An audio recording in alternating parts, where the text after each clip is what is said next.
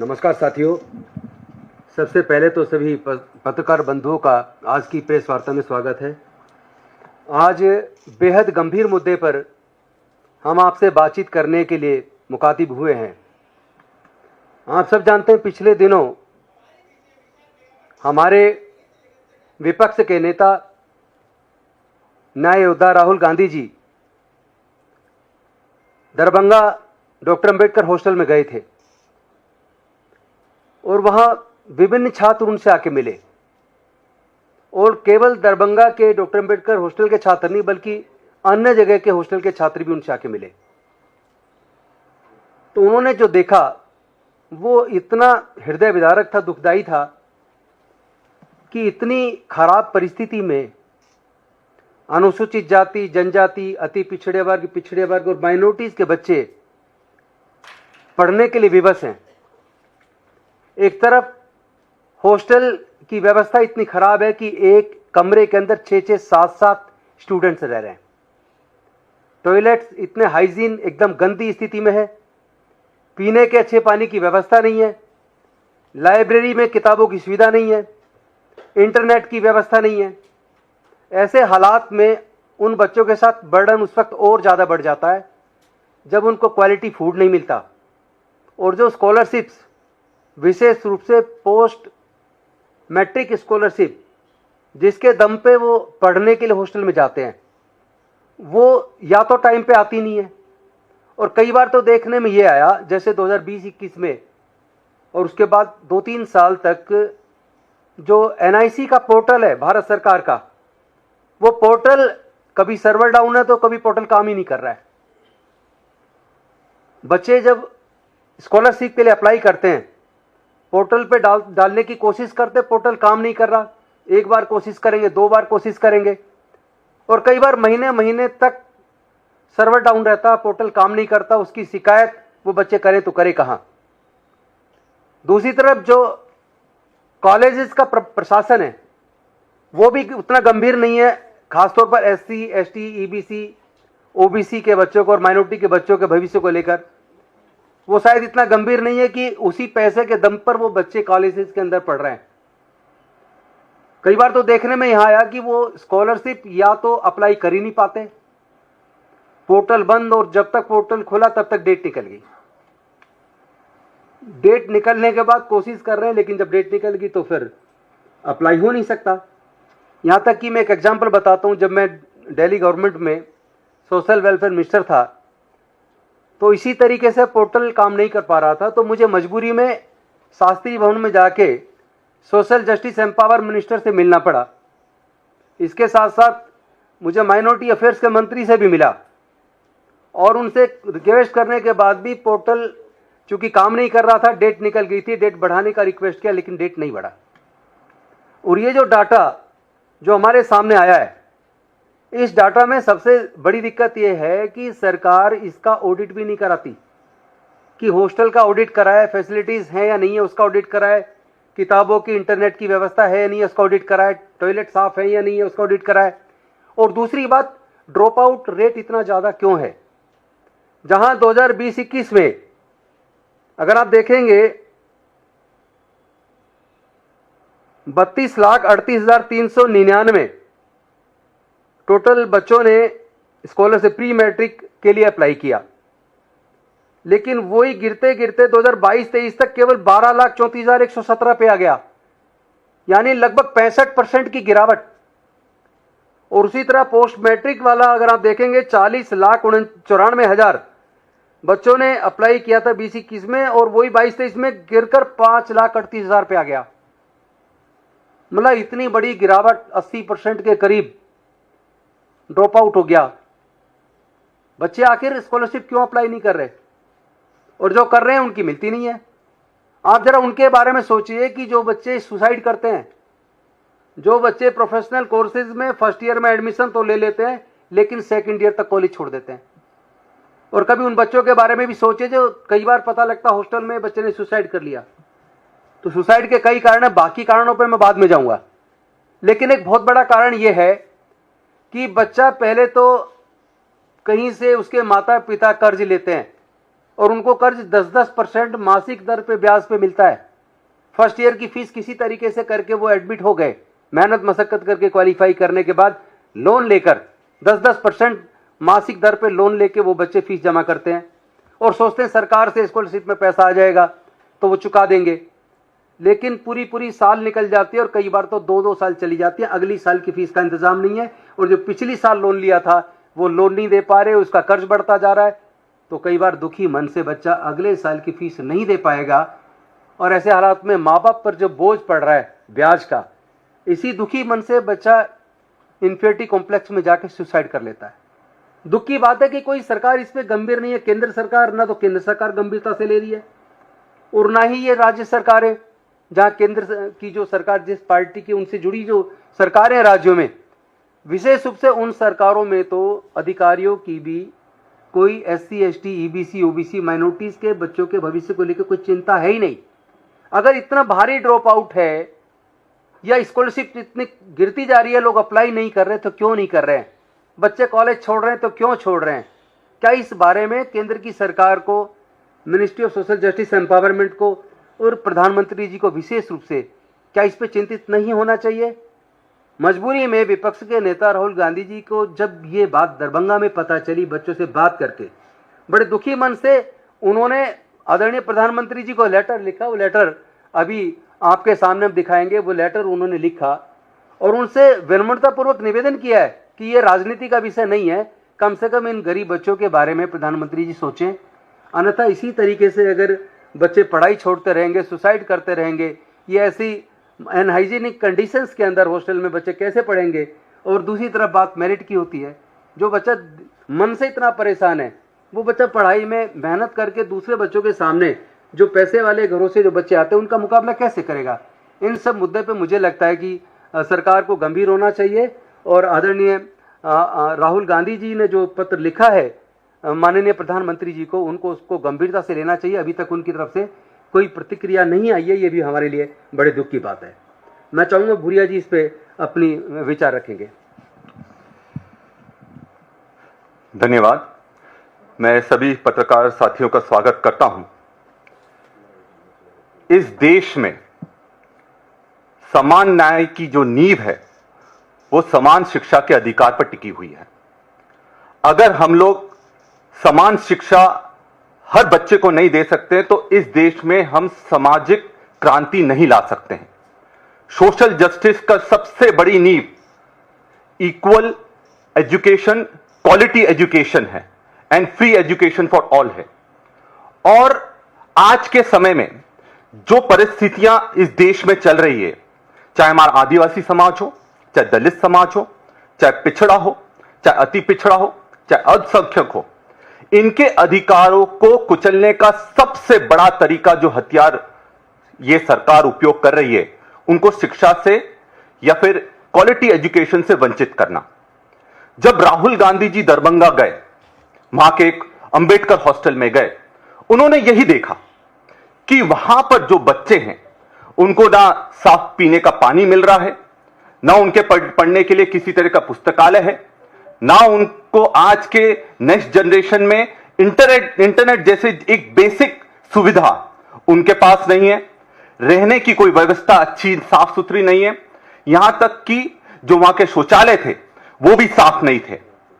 और यही जो सबसे बड़ी चुनौती आज समाज के साथ है, जो पत्र राहुल गांधी जी ने प्रधानमंत्री जी को लिखा है, उसमें 2 मुद्दों पर उन्होंने विशेषकर केंद्रित रखा है उसको। सबसे पहले जो पोस्ट मैट्रिक जो स्कॉलरशिप होती है उसको खत्म करा जा रहा है और यह एक बहुत बड़ा षड्यंत्र है। साथ में जितने भी हमारे हॉस्टल्स हैं पूरे देश में, उनकी स्थिति बद से बदतर करी जा रही है।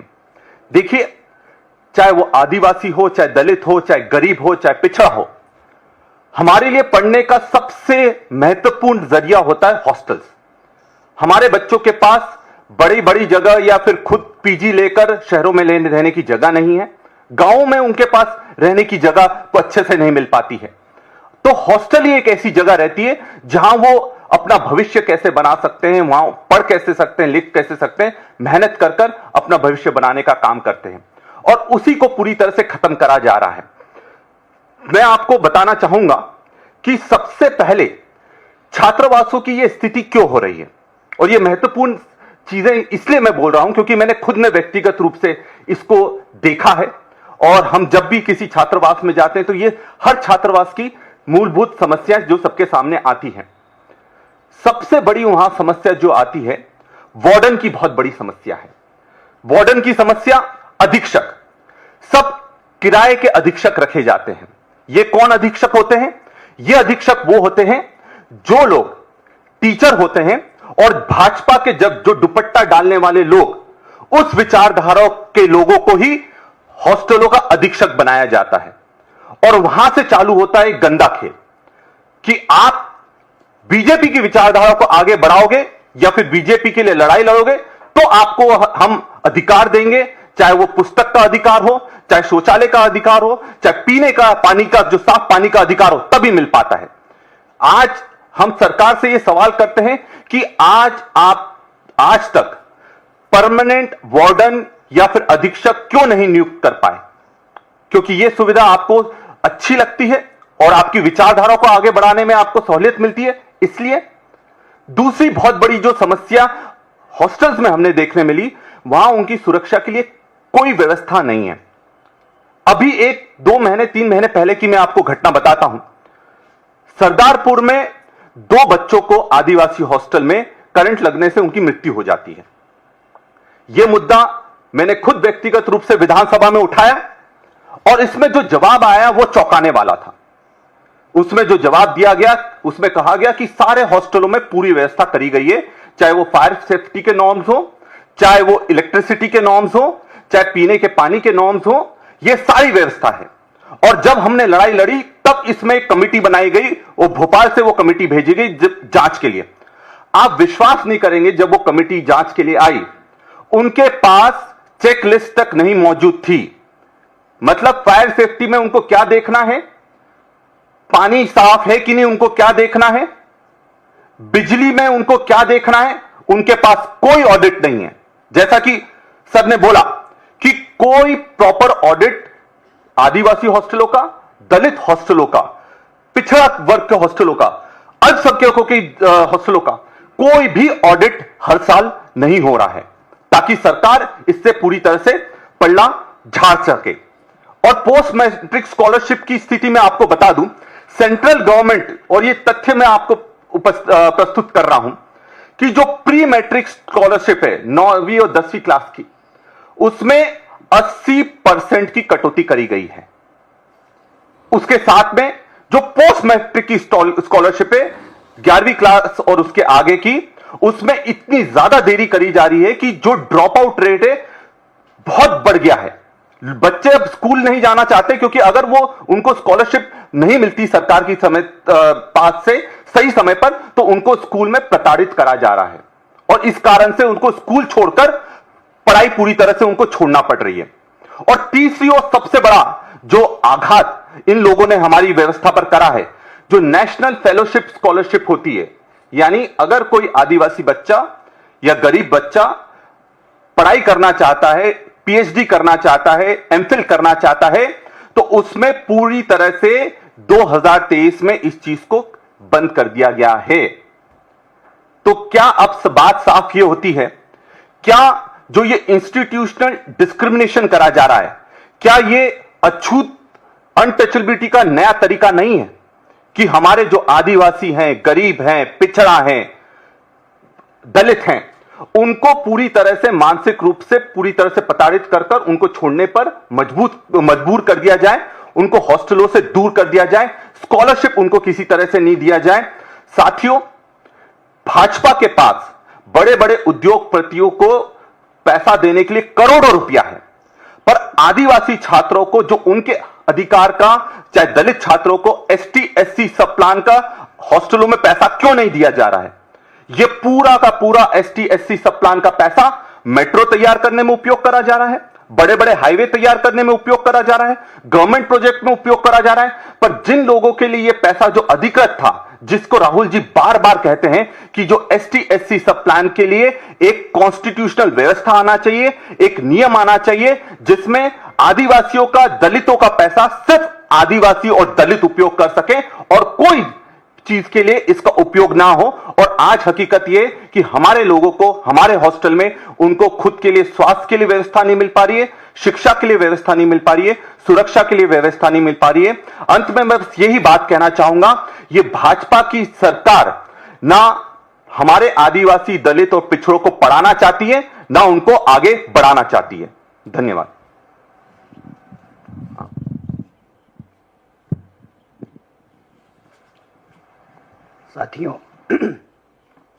साथियों सबसे पहले आप सबका बहुत बहुत धन्यवाद। और आज एक गंभीर विषय पे हम सारे साथी आपसे बात कर रहे हैं। जैसा कि हमारे साथियों ने आपको बताया है कि नेता प्रतिपक्ष राहुल गांधी जी लगातार दलित, पिछड़े, आदिवासी, अति पिछड़े और अल्पसंख्यक वर्ग के जो विद्यार्थी हैं, जो शिक्षक हैं, जो कर्मचारी हैं, उससे लगातार मिल रहे हैं। ये एक दिन की बात नहीं है, कई मीटिंगों के बाद। और पिछले दिनों जब वो बिहार गए थे, दरभंगा के वेलफेयर हॉस्टल में, डॉक्टर अंबेडकर हॉस्टल में, उसी वक्त कांग्रेस के अन्य कार्यकर्ता और नेता भी बिहार के लगभग सभी हॉस्टल को विजिट कर रहे थे। उस दौरान जो चीज़ें निकल कर के सामने आई, उसमें दो सबसे महत्वपूर्ण विषय है। पहला ये है कि इन वर्ग के जो विद्यार्थी हैं वो आकर के कहते हैं कि हमको हमारा स्कॉलरशिप टाइम पे नहीं मिलता है। और जैसा कि हमारे साथी ने आपको बताया कि स्कॉलरशिप को अप्लाई करने की जो टोटल संख्या थी, उसमें लगातार गिरावट आ रही है। और ये गिरावट क्यों आ रही है? क्योंकि टाइम पे पैसा नहीं मिलता है और प्रोसेस को एक पनिशमेंट की तरह बना दिया गया है। नतीजा ये है कि लोग अपने अधिकार पाना ही नहीं चाहते हैं, क्योंकि उनको अधिकार मिलता ही नहीं है। तो जो पोस्ट मैट्रिक स्कॉलरशिप का मुद्दा है, उसको लेकर के, और हॉस्टलों में जो लिविंग कंडीशन है, जो रहने की हालत है, उसको लेकर के आज उन्होंने एक चिट्ठी लिखी है आदरणीय प्रधानमंत्री जी को।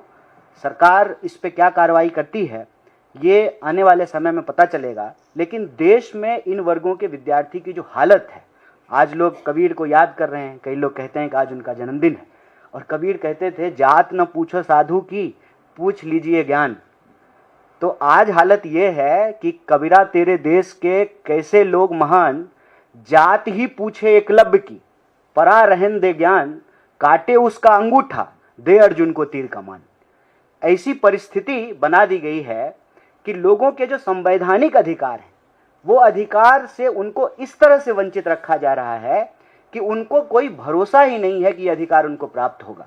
सुसाइड का मुद्दा आपके सामने है, और यह बात हम लोग कई बार उठा चुके हैं कि 1 घंटे में 2 विद्यार्थी, 2 नौजवान इस देश में आत्महत्या कर रहा है। इस देश के भीतर हॉस्टलों की जो लिविंग कंडीशन है, जो सरकारी संस्थान है, उनकी जो स्थिति है, जो उनका इंफ्रास्ट्रक्चर है, स्वाभाविक रूप से उसमें गरीब विद्यार्थी पढ़ने के लिए विवश हैं। और सरकार उनके लिए एक तो बजट कम करती रहती है। लगातार भारत में शिक्षा के बजट को कम किया गया है, इसको बढ़ाया नहीं गया। और जो SC ST सब प्लान का पैसा है, राज्य की सरकारें और केंद्र की सरकारें उसको लगातार डाइवर्ट करती है। उसका नतीजा ये है कि शिक्षा जो हमारा बुनियादी अधिकार है, उस बुनियादी अधिकार से लोग मरहूम रह रहे हैं, वंचित रह रहे हैं। और ये वंचित वर्ग के खिलाफ एक बहुत बड़ा अन्याय है। इस अन्याय के खिलाफ न्याय योद्धा राहुल गांधी जी ने जो प्रश्न उठाया है, उसको लेकर के आने वाले दिनों में हम देश के सभी न्याय पसंद, अमन पसंद, संविधान और इस देश के तिरंगे में भरोसा करने वाले लोगों से यह अपील करते हैं कि आप अपने समाज के, अपने क्षेत्र के, अपने राज्य के जो विद्यार्थी हैं, खास करके दलित, आदिवासी, पिछड़े, अति पिछड़े और अल्पसंख्यक वर्ग के जो विद्यार्थी हैं, उनके पढ़ने के अधिकार को, उनके रहने के अधिकार को, उनकी जो स्थिति है उसका जो है आप मुआयना कीजिए। आपको पता चलेगा कि वो बहुत बुरी हालत में रह रहे हैं। अगर विद्यार्थी को पढ़ने नहीं दिया जा रहा है तो सवाल ये है कि देश विकसित कैसे बनेगा। अगर क्लास में शिक्षक नहीं है तो देश विश्वगुरु कैसे बनेगा। अगर आने वाली पीढ़ी को पढ़ाया ही नहीं जाएगा तो देश कैसे आगे बढ़ेगा। तमाम लोगों ने ये कहा है कि शिक्षा ट्रांसफॉर्मेशन का सबसे मजबूत टूल होता है। देश की शिक्षा व्यवस्था की यदि ऐसी हालत है तो हम देशवासियों के लिए ये चिंता का विषय है। हम यहाँ से, इस मंच से तमाम देशवासियों से अपील करते हैं कि आने वाले दिनों में संविधान लीडरशिप प्रोग्राम के तहत, जो कि व्हाइट टी शर्ट अभियान का एक पहल है, हम आप सब लोगों से अपील करते हैं कि आप इससे जुड़िए और 100 दिनों के भीतर हम देश के जितने भी दलित, आदिवासी, पिछड़े, अति पिछड़े और माइनॉरिटी हॉस्टल्स हैं, उस हॉस्टल का हम ऑडिट करेंगे। और सिर्फ हम अपने जो हमारे जन संगठन हैं उसकी पहल नहीं है ये अभियान, ये पहल देश का अभियान होना चाहिए, क्योंकि ये देश के भविष्य का सवाल है। विद्यार्थी देश का बुनियाद होते हैं। जब तक हमारी शिक्षा व्यवस्था अच्छी नहीं होगी, हमारा देश भी जो है विकसित और बेहतर नहीं हो सकता है। तो इस अभियान में आप सब लोग जुड़िए जो संविधान पे भरोसा करते हैं। अपने आसपास के हॉस्टल को ऑडिट कराने में हमारी मदद कीजिए। 100 दिनों के भीतर हम देश के सभी हॉस्टल को विजिट करेंगे और वहाँ का जो लिविंग कंडीशन है, उसकी स्थिति जो है उसको उजागर करेंगे, देश के सामने उसको लेकर के आएंगे। तो हमारा सबसे पहला जो पहल है ये संविधान लीडरशिप प्रोग्राम का, कि पूरे देश के हॉस्टलों का ऑडिट किया जाएगा। और दूसरा, हम सरकार से ये 2 विषय पे तुरंत जो है एक कार्रवाई की अपील करते हैं। आदरणीय राहुल गांधी जी ने जो पत्र लिखा है उसके कॉन्टेक्स्ट में, कि इमीडिएटली पोस्ट मैट्रिक जो स्कॉलरशिप है उसको रिलीज किया जाए। अलग अलग प्रकार के जो वजीफे हैं, जो छात्रवृत्तियां हैं, जो स्कॉलरशिप है, उसको बिना किसी देरी के रिलीज किया जाए। और यहाँ एक विषय बोलना बहुत जरूरी है। जो मोबाइल आप 100 रुपये का रिचार्ज कराते थे, वो मोबाइल अब आप 700 रुपये का रिचार्ज करा रहे हैं। जो दाल आप 100 रुपये का खरीदते थे, वो दाल आप 200 रुपये का खरीद रहे हैं। जो पेट्रोल आप 50 रुपये का खरीदते थे, वो पेट्रोल आप 100 रुपये का खरीद रहे हैं। जो गैस सिलेंडर आप 500 रुपये का भराते थे, वो गैस सिलेंडर आप 1200 रुपये का भरा रहे हैं। तो महंगाई अगर देश के लिए बढ़ रही है, तो विद्यार्थियों के लिए भी महंगाई बढ़ रही है ना। उनको कोई कंसेशन नहीं मिलता है। लगातार निजीकरण करने के चलते जो कंसेशन मिला करता था स्टूडेंट को, कोई कंसेशन नहीं मिलता है। तो जो ये महंगाई लगातार बढ़ रही है, इस कॉन्टेक्स्ट में छात्रवृत्ति की जो राशि है उसको भी बढ़ाना चाहिए, क्योंकि महंगाई का शिकार विद्यार्थी भी होता है। आप समय पे स्कॉलरशिप जो तय किया गया है उसको दीजिए, उसको वक्त के अनुसार महंगाई से जोड़ करके, इन्फ्लेशन से उसको जोड़ करके उसकी राशि को बढ़ाइए। और दूसरा, जो SC/ST सब प्लान का पैसा है उसको बिना डाइवर्ट किए हुए देश के जो पिछड़े वर्ग के विद्यार्थी हैं, जो गरीब विद्यार्थी हैं, जो दलित, आदिवासी हैं, जो माइनॉरिटी वर्ग के जो हॉस्टल्स हैं, उसके लिविंग कंडीशन को बेहतर कीजिए। अगर देश के नेताओं के लिए सेंट्रल विस्टा बन रहा है, पार्लियामेंट बन रहा है, 20,000 करोड़ का प्रोजेक्ट है, MP के लिए, मंत्री के लिए अच्छा बंगला बन रहा है, प्रधानमंत्री के लिए 8,500 करोड़ का हवाई जहाज खरीदा गया है।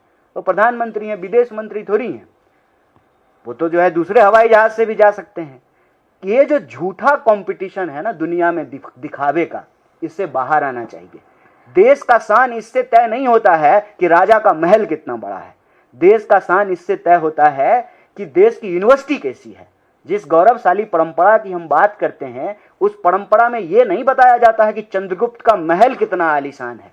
ये बताया जाता है कि नालंदा विश्वविद्यालय कितना महान था, विक्रमशिला विश्वविद्यालय कितना महान था।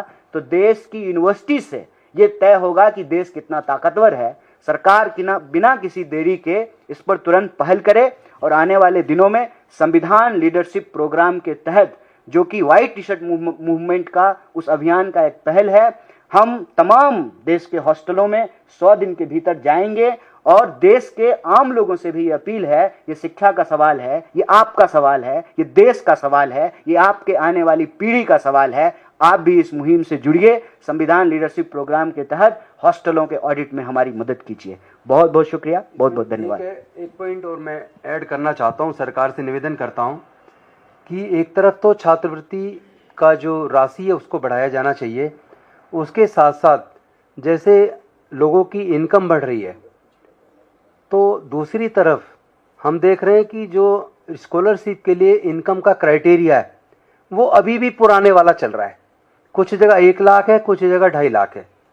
जब EWS के लिए 8 लाख की इनकम लिमिट है, तो इसमें भी 8 लाख की इनकम लिमिट होनी चाहिए, ये हम मांग करते हैं। उसमें भी बहुत ज़्यादा दिक्कत है, एटलीस्ट 5 लाख तो हो। 1 लाख और 2.5 लाख इनकम के चक्कर में ज़्यादातर लोग तो उससे वैसे ही वंचित हो जाते हैं, क्योंकि न्यूनतम मजदूरी जिसको मिल रही है वो भी इस स्कॉलरशिप में अगर अप्लाई नहीं कर सकता, तो फिर इसका मतलब आप डिनाई कर रहे हैं लोगों को छात्रवृत्ति देने से। Thank you. कोई सवाल आप लोग करना चाहें? इधर आप लोगों ने दो चीज का जिक्र किया है, राहुल गांधी ने भी अपने लेटर में दो चीजों का जिक्र किया है, स्कॉलरशिप को लेके और लिविंग कंडीशन ऑफ स्टूडेंट्स को लेके। विक्रांत जी, आपने एक तीसरा चीज भी आपने जो मेंशन इस तरीके से वार्डन की भर्ती हो रही है और जो आइडियोलॉजी है, वो चीज आप लोगों ने कैसे आइडेंटिफाई किया? क्या स्टूडेंट की तरफ से कुछ बताया गया है और क्या उनके आइडियोलॉजी को चेंज करने के लिए कुछ किया जा रहा है हॉस्टल्स में? नहीं, वो मैं बताता हूँ। ऐसी ये तो हर जगह आप देखिए हॉस्टल्स के अंदर सोशल वेलफेयर डिपार्टमेंट्स के सुपरिटेंडेंट्स होते हैं, और सुपरिटेंडेंट्स में ये मैंने खुद नोटिस किया है दिल्ली की सरकार में मंत्री रहते हुए, कि जिस समाज से वो जुड़े हैं उस मानसिकता से वो काम करते हैं, तो कई बार बच्चों की तरफ से शिकायतें आती हैं और फिर हम लोग ऐसे इश्यूज़ को टेकअप करते हैं। कई बार हमने उनके ट्रांसफर्स भी किए हैं, पनिशमेंट भी किए हैं, स्मॉल टोकन पनिशमेंट। तो ये अगर दिल्ली के अंदर हो सकता है, जो मैंने खुद देखा है, तो मैं समझता हूँ पूरे देश के राज्यों के अंदर भी, हॉस्टल्स में भी, और साथ में जो रेजिडेंशियल स्कूल्स हैं और इसके साथ साथ चिल्ड्रन होम हैं, और जो फिजिकली चैलेंज लोग हैं उनके लिए भी जो होम्स हैं, उस तरह की शिकायतें वहाँ भी आती हैं। तो मैं समझता हूँ कि जो मैंने खुद शिकायत रिसीव की है, उस तरह की शिकायत निश्चित तौर पर स्टेट्स के अंदर आती होंगी। इसी आधार पर भूरिया जी ने बोला होगा।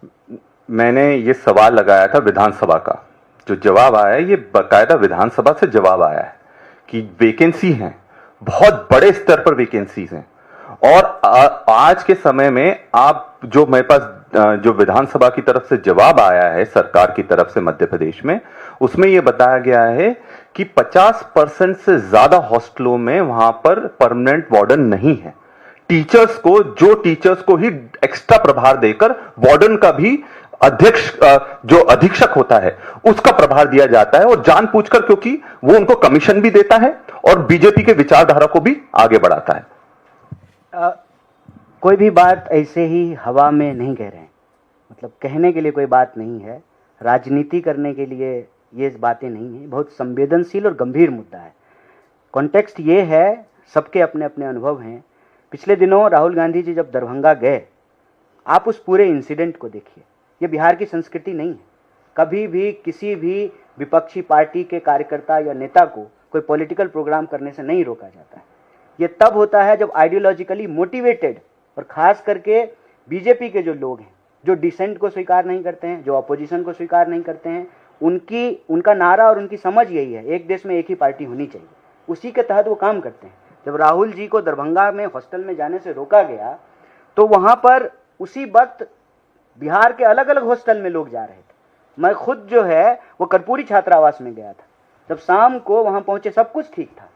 वो जो है स्पेशल जो है एक मीटिंग बुलाई गई ऑनलाइन, सारे जो है warden, quote end quote warden, उनको जो है आदेश दिया गया कि हॉस्टल में किसी को नहीं घुसने देना है।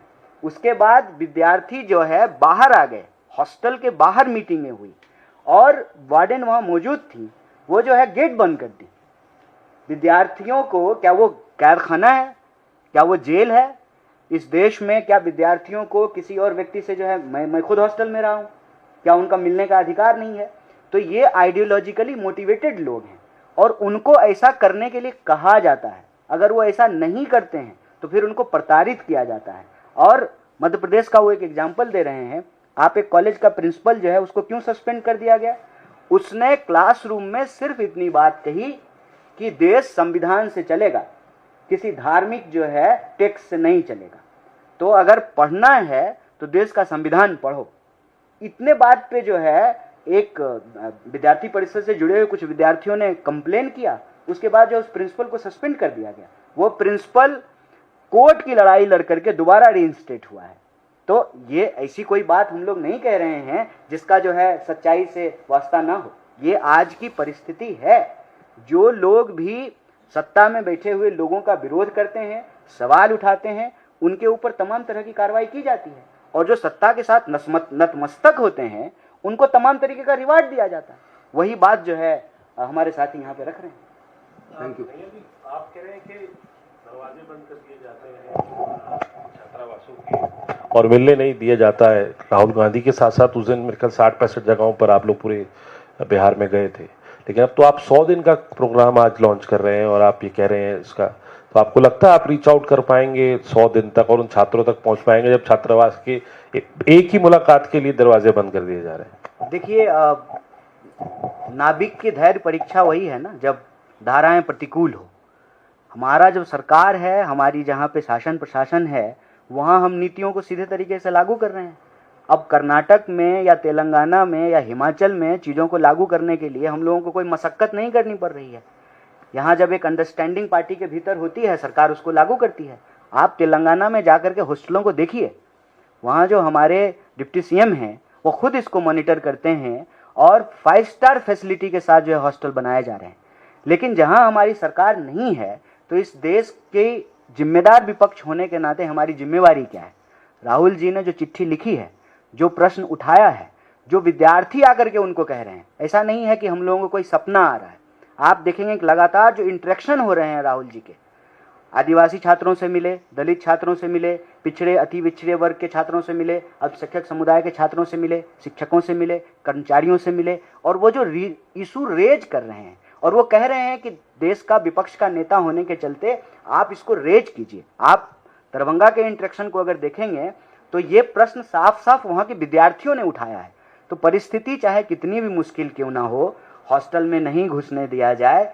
आज तो कहते हैं ना डिजिटल इंडिया, अब डिजिटल इंडिया का लाभ जो है भाजपा के नेता उठा रहे हैं, तो जो है इस देश की जनता भी उठा सकती है। हमको नहीं घुसने देंगे तो लोग वीडियो बना करके अपने जो है बाथरूम का वीडियो भेजेंगे, देखिए यहाँ पे कैसी बाथरूम है, कैसा जो है यहाँ पे पीने का पानी का स्थिति है, कैसा खाना बन रहा है। इस तरीके से भी ऑडिट हो सकता है। नेताओं को नहीं घुसने देंगे, आम नागरिकों को तो घुसने देंगे। जिनके बच्चे वहाँ पे पढ़ते हैं और रहते हैं उनको तो घुसने देंगे। जो विद्यार्थी वहाँ पे रह रहे हैं उनको तो नहीं बाहर कर सकते हैं। लेकिन हर हालत में, चाहे परिस्थिति कितनी भी मुश्किल क्यों ना हो, सरकार चाहे कितनी भी कोशिश क्यों ना कर ले, ये ज़रूरी है, देश में शिक्षा को बचाना और उसको बेहतर करना जरूरी है। ये ऑडिट का काम हम संविधान लीडरशिप प्रोग्राम के तहत करेंगे।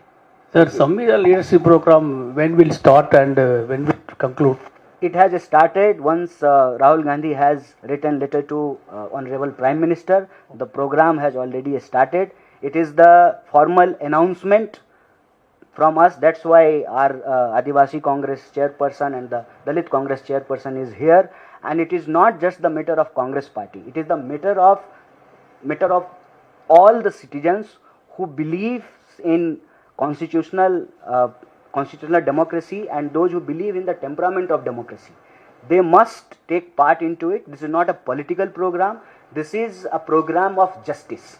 So those who believe in justice, they must take part into it, and all are frontals. That's why from NSUI and the other frontal organization and cell and departments, we are here and addressing this issue. We have already announced this program after the letter written by Honorable Rahul Gandhi to the Honorable Prime Minister. After you auditing all these hostels, have you any plan to submit the report with the government?